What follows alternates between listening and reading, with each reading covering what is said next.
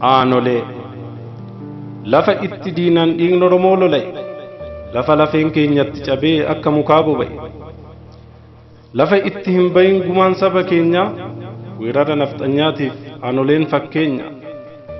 Godaannisa ofirraa qabna kan hin qoorre kan hin banne, Aanoleen madaa keenya kanaaf hin irraanfanne.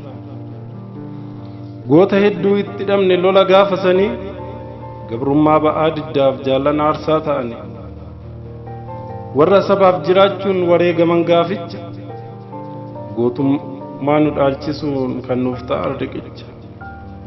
Bineensa kaaba irraa nu weeraruu dhufe, leenjisoo dhiigaa fa'i warri kuffiseef, manni nuuf haa lakkaa'u jaallan guyyaa san dhabne, Aanoleen godaannisa kanaaf hin irraanfanne. Aanoleen godaannisa kanaaf hin irraanfanne.